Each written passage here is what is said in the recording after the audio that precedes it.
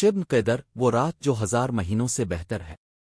سوچئے، ایک ایسی رات جس میں زمین پر رحمتیں آترتی ہیں، آسمان کے دروازے کھل جاتے ہیں، فرشتے قطار در قطار نازل ہوتے ہیں، اور اللہ تعالیٰ اپنے بندوں کے مقدر کے فیصلے فرماتا ہے۔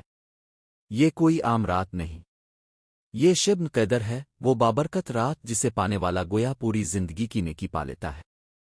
جو شخص اس رات چند لمحے بھی سچے دل سے اللہ کے سامنے جھک جائے، اس کے گناہ معاف ہو جاتے ہیں، اس کی دعائیں قبول ہو جاتی ہیں، اور اس کے نصیب بدل دیے جاتے ہیں۔ اسی لیے نبی کریم نے فرمایا کہ جو شخص ایمان کے ساتھ اور ثواب کی نیت سے شبن قدر میں عبادت کرے، اس کے پچھلے تمام گناہ معاف کر دیے جاتے ہیں۔ یہی وجہ ہے کہ مومن اس رات کو ڈھونڈتا ہے، جاگتا ہے، روتا ہے، اور اپنے رب کے سامنے گڑ گڑاتا ہے۔ اب آئیے اس مبارک رات کا پورا قصہ دل سے سنتے ہیں۔ شبن قدر کا پورا قصہ۔ شبن قدر وہ عظیم رات ہے جس میں قرآن مجید نازل ہونا شروع ہوا۔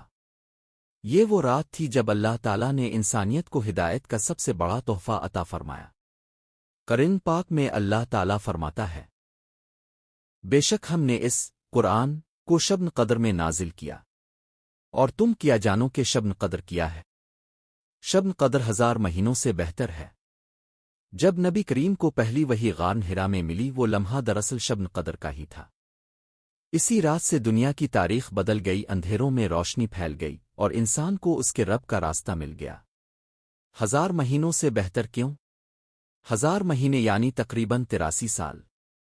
اس کا مطلب یہ ہے کہ شبن قدر کی ایک رات کی عبادت پوری زندگی کی عبادت سے بھی زیادہ افضل ہے۔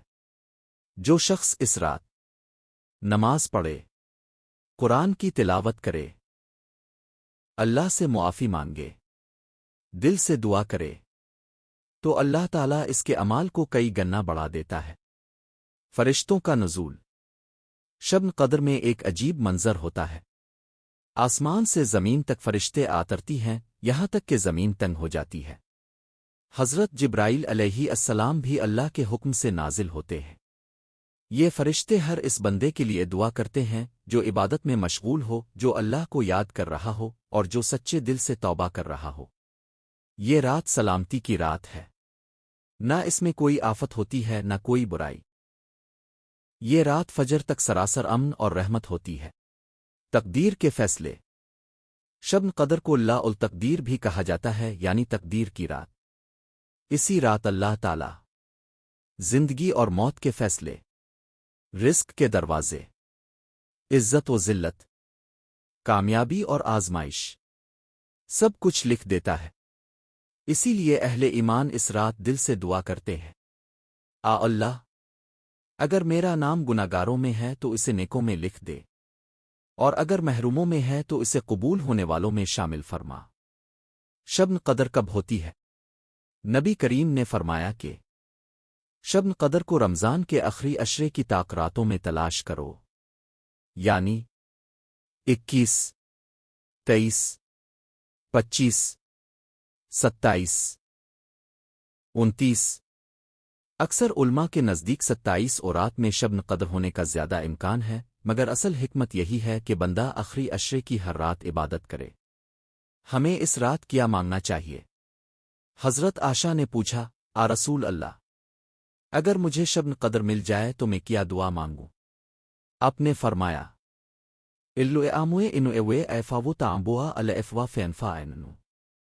اے اللہ، بے شک تو معاف کرنے والا ہے، معافی کو پسند کرتا ہے، پس مجھے معاف فرما۔ شبن قدر صرف ایک رات نہیں، یہ اللہ کی طرف سے ایک سنہری موقع ہے۔ یہ ٹوٹے دلوں کی مرمت کی رات ہے، یہ بگڑی تقدیروں کے سنورنے کی رات ہے۔ کیا خبر یہی رات ہماری زندگی بدل دے، یہی رات ہماری بخشش کا سبب بن جائے۔ اللہ ہمیں شبن قدر کی قدر کرنے والا بنائے، اور اس کی رحمت سے ہمیں محروم نہ رکھے۔ آمین۔